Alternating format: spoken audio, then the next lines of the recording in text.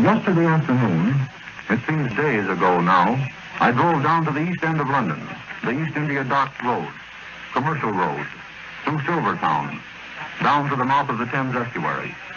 It was a quiet and almost pleasant trip through those streets running between rows of working-class houses, with the cranes, the docks, the ships, and the oil tanks off on the right.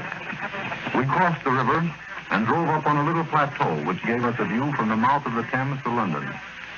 And then an air raid siren, called Weeping Willie by the men who tend it, began its uneven scream. Down on the coast, the white puff balls of anti-aircraft fire began to appear against the steel blue sky. The first flight of German bombers were coming up the river to start the 12-hour attack against London. They were high and not very numerous. The Hurricanes and Spitfires were already in the air, climbing for altitude above the nearby aerodrome. The fight moved inland and out of sight. Things were relatively quiet for about half an hour. Then the British fighters returned. And 5 minutes later, the German bombers flying in V formation began pouring in. The anti-aircraft fire was good. Sometimes it seemed to burst right on the nose of the leading machines, but still they came on. On the aerodrome, ground crews swarmed over those British fighters, fitting ammunition belts and pouring in gasoline. As soon as one fighter was ready, it took the air, and there was no waiting for flight leaders or formations. The Germans were already coming back, down the river, heading for France. Up toward London, we could see billows of smoke fanning out above the river.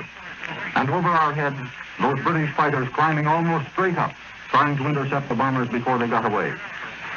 It went on for over 2 hours. And then, the all clear. We went down to a nearby pub for dinner. Children were already organizing the hunt for bits of shrapnel. Under some bushes beside the road, there was a baker's cart. 2 boys, still sobbing, were trying to get a quivering bay mare back between the shafts. The lady who ran the pub told us that these raids were bad for the chickens, the dogs, and the horses. A toothless old man of nearly 70 came in and asked for a pint of mild and bitter. Confided that he'd always, all his life, gone to bed at 8 o'clock, and found now that 3 pints of beer made him drowsy-like, so he could sleep through any air raid. Before 8, the siren sounded again. We went back to a haystack near the aerodrome. The fires up the river had turned the moon blood red. The smoke had drifted down till it formed a canopy over the Thames. The guns were working all around us, the bursts looking like fireflies in a southern summer night. The Germans were sending in 2 or 3 planes at a time, sometimes only one, in relays. They would pass overhead. The guns and lights would follow them. And in about 5 minutes, we could hear the hollow grunt of the bomb.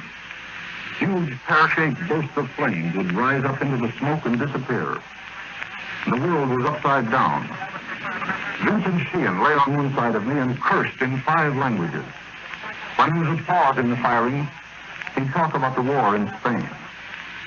Ben Robertson of CM lay on the other side and kept saying over and over in that slow South Carolina drawl, "London is burning.